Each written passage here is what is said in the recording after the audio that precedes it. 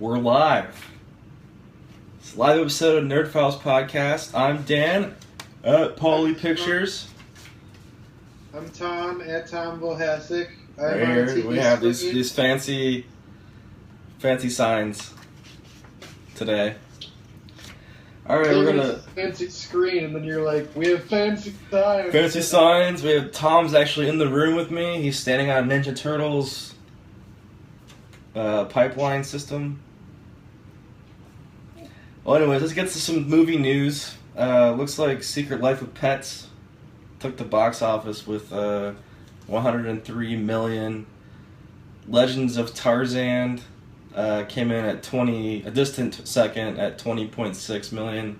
Finding Dory at 20.3. Mike and Dave Need Wedding Dates at 16.6 million, and The Purge at 5 with 11.7. Tom, what do you think? Do you think Secret Life of Pets is worth seeing? Or do you plan on seeing it at some point? No, not at all. But I honestly thought that one would bomb. Like, guess it didn't. You did? No, man. I didn't hear anything all that positive about it. I just heard it wasn't as good as it would have been better if Pixar had made it, and heard that it was basically the same story as Toy Story. Yeah. It looks like the same story as Toy Story when the humans leave and the pets go crazy, the toys go crazy. So I did not expect it to make over 100 million. First weekend. I'm kind of surprised The Purge. It's still in there, yeah. It's hanging in there. Yeah, I want to see The Purge. Yeah, one that dropped off was Independence Day 2, which is probably bad word of mouth. Yeah, I have talked with literally no one who liked it. And you are one of the people who did not. So, yeah, obviously I voiced that negativity. I gave it a negative review with my announcement that one time. What's up, Benji? Benji's in the house. Benji. Yo, Benji. This is what it's come to Tom and I's friendship. He's on the monitor, and I'm not gonna tell you where I'm at, but I'm on the screen. So last night I texted you about a German Batman. Yeah, we should just go through the text. Okay. How did it start? Right. How did it start? Did I text you first? Yeah, so you texted me around midnight yesterday. I'm watching the new German Batman. Then you I meant Fat Man on Batman with Kevin Smith. And then I was like, new German Batman, I want to watch. Then you sent back Hitler's Batman. And then I said, 999, Joker, you're ruining the Wiener Schnitzel. And then you sent me, Joker is a Jew, ends up being the hero. But wait, I took this shit seriously. He isn't dead. Shy surprise. Oh, yeah. And then I sent back, but you can do jujitsu, and I spelled it G-E. Jujitsu. And then you sent back The Dark Knight Returns. Dark Knight! And then I told you, is this the best thing ever? It might be the best thing ever. The Dark Knight Returns. Yes. So, that was The Dark Knight Returns. We're going to call the episode that. Yeah. Looks like Ghostbusters is getting good reviews at 76% on Rotten Tomatoes out of 41 reviews so far. Oh, so a lot of that stuff that they were getting bad press, with the trailer and everything, most disliked. Yeah, well, the trailer wasn't particularly funny. Yeah. But maybe the movie is. Yeah, maybe. I heard Paul Feig's trailers haven't been that strong with the Heat and Spy and stuff, so. I didn't like the Heat, though. So. I didn't like the Heat either. I wasn't a fan. I did like Bridesmaids. Bridesmaids was okay. Yeah, that's pretty good. Yeah, I was on a bad date during it, so probably that was part of why I wasn't that into it. But Yeah. Okay, I'd like to give a shout out to my friend EJ out in San Diego, who's down another 3.5 pounds. He's down to 273 pounds. His goal, he's 13 away. He has to lose 13 more pounds to get a PS4. That's like his personal goal. So let's encourage him spiritually through the internet or whatever that maybe he'll get his goal. We're not worthy. We're not worthy. So he made us both a. I don't know if mixtape is the right word because it's A, not a tape. B, he like mixed the music himself. Like he mixed songs together. Like did like almost like DJ mixes, but better than most DJ mixes I've heard. So I listened to those for 3 hours while I was driving yesterday. So it was good. EJ loves remixes, and he has a great taste for remixes, and those are great CDs to listen to in the car that he gave us. Mm-hmm. So thanks again, EJ. Thank you, EJ. All right. So now we're gonna get to pitching an Alien sequel. We know that there's gonna be Alien Covenant, and we know that the person Noah Bumbar, Neil Blomkamp, Bunkrump, what is it? I think it's Blomkamp. He did District 9. District 9. Alicia Chappie. And Chappie. I am Chappie. Chappie. I am Chappie. I am a robot. So the band Diane Word is in Chappie, so that's they're actually main characters. They're a rave punk group. Diane Word. They're really the only good part of the movie. The rest of the movie was really weird and awful, but like it was like we're just gonna come in and be weird and be ourselves. The plot makes no sense. But, it really doesn't. So you have an idea for a Alien sequel. I do. This is one that I kind of have always wanted. So I'm mixing it kind of with. Blumkin's movie is going to fall on the timeline between Aliens and Alien 3. It's going to be like the way they're talking about it. It's not clear if like you can actually watch this movie and then go to Alien 3 and like it'll have like bridged the gap. Because like they're supposed to have been frozen between that whole time, so I don't know if they can do it that way, or if it's going to be like this is a separate timeline hang off from Aliens. That's more what it sounds like doing. But what I would really want from an Alien sequel, and I think we might get it in Alien Covenant, but I kind of want Sigourney Weaver with it. Is I want to see the alien homeworld. So. In the first Alien, they land on that planet and they find a ship filled with the alien eggs that like pop out. Yeah, that's true. But where did those eggs come from? We don't know. So in Prometheus, then we found out about the people who had that ship that didn't get the eggs. I think it's kind of a and then I think at the end of Prometheus, spoilers, she's flying away to the homeland, right? That was kind of what I was to their home planet. Yeah, but I want to see Sigourney Weaver on the home planet. Like I want to. You think they'll run into each other?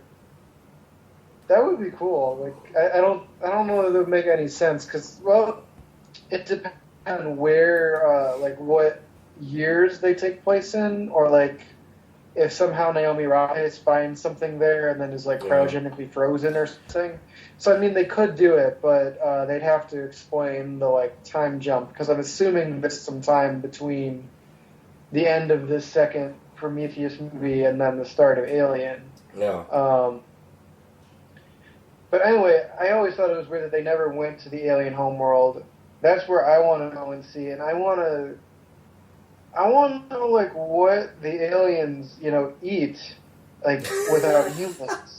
They eat salads. What are they? I mean, what are they? Yeah, it's like I mean these are dangerous killing machines, but like what are their natural like prey? I don't understand. Do they have any predators? Like, are they literally predators? That would be hilarious. But are they the top of the food chain? You know, like I want to know like what their planet is like and how these creatures might have evolved. Yeah. There's got to be a very I don't know, like sparsely populated. It's going to be a very dangerous world for a being to develop acid for blood. Like something weird has to be going on that planet. Yeah. Like that doesn't exist anywhere else. So like, what is it? Is the planet made of lava? Like what? What the fuck is going on there? Back to your point on Sigourney Weaver possibly meeting up with Naomi. What's her last name? Naomi? Rapace. I think. Yeah, Naomi Rapace. They could do it if they did something like Civil War's technology where they made Robert Downey Jr. look a lot younger in the opening scene. That's true. If they did something like that and did a cameo with Sigourney Weaver, I think that would work. That would be cool. Because I'm assuming that she's like she is an alien, right? She'd be that young or no? Yeah. Well, I don't know. I mean, in Homeworld, it should be Weaver at this age, and then like Naomi Rapace should have been frozen or something. Yeah. Or they make her like older, like that. Which would probably be easy. They could just do that with makeup. They probably wouldn't need. I mean, it's always hard with these things because like sometimes it looks like Civil War, and other times it looks like the last scene of Harry Potter and the Deathly Hallows Part 2. Which I love that movie, but that scene is weird and awkward. Like, I couldn't think of a sequel for myself, so in time. Yeah. How do you think they're going to use Newt though in this new movie? Because that's the rumor. They're going to bring Newt back and the other guy that died in Alien 3. Yeah, because they kill off pretty much everybody in the opening scene of Alien 3, except for Sigourney, and then they introduce new characters, which I suppose kind of makes sense because that's basically like where they were at the Alien. Like it's just her. But I mean, like, do they use the same actress as Newt? She's got to be way older now. Way older. I don't even know if she's acting anymore. I heard that she's kind of quit. I'm not sure yet. I'd have to fact check out there somewhere. Yeah. But Did he cast Newt? And then what about the... Like, it wouldn't make any sense for him to have aged, you know? But, like, if you recast him, it also doesn't make sense. So, like... I wonder how they do that. I don't know how they're going to do it. I mean, they convoluted thing for why Arnold aged in Terminator Genesis. That's true, but that movie sucked. Terminator Genesis was just horrible. That movie was terrible. Horrible movie. That was a franchise low, in a franchise that has gone very low. Let's do one more question. Okay. I got one for you. I can go, or I'll just throw it out there. And to you guys too, out there in the internet, what's the best movie you've seen in 2016 so far? I'm gonna go with The Witch. Yeah, The Witch. I'm gonna go with Everybody Wants Some. Oh wow, nice. I haven't seen that one. Comes out on Blu-ray Tuesday. Oh, nice. Yeah, I would definitely recommend... I'm going to buy it, for sure. I'd recommend Netflixing Everybody Wants Some, because I know you have the DVD playing. Yeah. That right now, while I'm thinking about it. Oh, yeah, man. But that's my favorite. I think it's been underrated this year, overlooked. I think it's better than Dazed and Confused, and that's the one that people have... compared it to, or it's like a spiritual sequel to Dazed and Confused. But I actually followed the plot a lot better, and it was a lot more interesting than Dazed and Confused.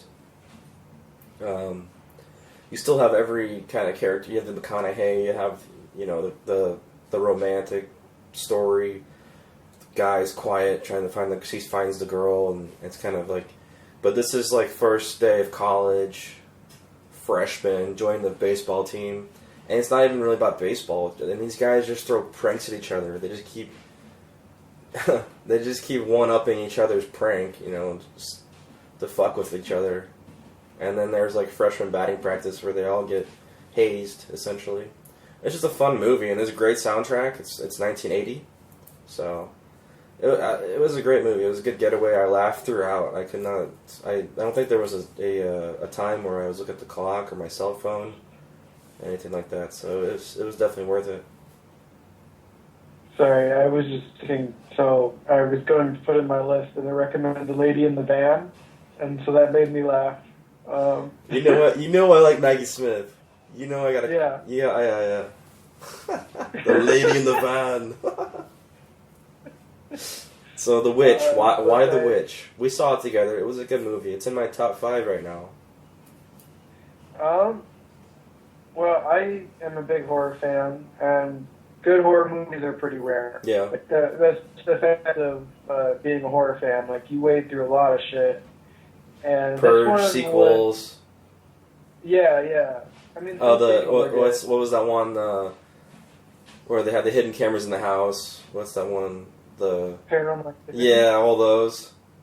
Well, yeah, I hated those, but The Conjuring 2 was really clear, so I was happy with that. There's been a lot of good horror sequels. Scream 2, Dream Warriors, New Nightmare. But anyway, The Witch, it's like the dialogue was all taken from like actual accounts from that time period, and it sounds like it. The performances were great. Yeah. I had no idea what was ever going on. Like, Me either. I never knew what was going to happen next. And it was interesting because they used the supernatural as a means of showing everything falling apart. That was the movie. I mean, they barely showed any sort of supernatural activity until like the end. I mean, stuff happened, but it's usually off screen, right. Or they showed it very quick. And then I would argue that the titular witch was the main character. Like, I mean, right? Right. I mean, who? Yeah, So, if you haven't seen The Witch and you don't know, there's a good twist there. Yeah, and the final sequence. Yeah, that was haunting. Yeah, from the moment she sits down in that ruined shack back there to talk with a goat, which is like weird saying that, but it was, oh my god, and then, so it was an unexpected movie. It was well done. It scared me. I was like, what the hell is going on? And it kind of ended. I was just like, damn, that was a pretty decent, well-made movie. Yeah, it was, when I first saw Lords of Salem, I enjoyed it. It's a Rob Zombie movie, and it was very unusual for Rob Zombie because it was a slow, but I wasn't totally satisfied with it. And then I saw this, and I was like, this is what I wanted from the Lords of Salem, and now I got. Nice. So I was very happy with it. It's just they don't make movies like that normally. Like, right, I know. That was it. so an independent, low budget. Yeah. All the characters felt real. Like, I felt like I was watching a real family. Yeah, and we got an actress from Game of Thrones in there, and she does her breastfeeding thing again. And that's right. In an even more disturbing way than on Game of Thrones. That's right. That's right, if you can believe that. But it actually was, because I was like, what? I actually, so we saw it together. I'm sorry, I didn't mean to hit you there. So I actually showed it to my new roommate, Alex, who you know, of course. Right. Since you introduced us. And his reaction was great, because we just finished it, and he's just like, I was not expecting right? that. What the hell was that?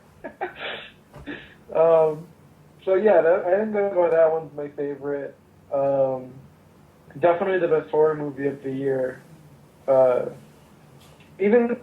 love Conjuring 2 as well, but I think it's better than Conjuring 2. And it's not based on another movie, like the groundwork for the characters.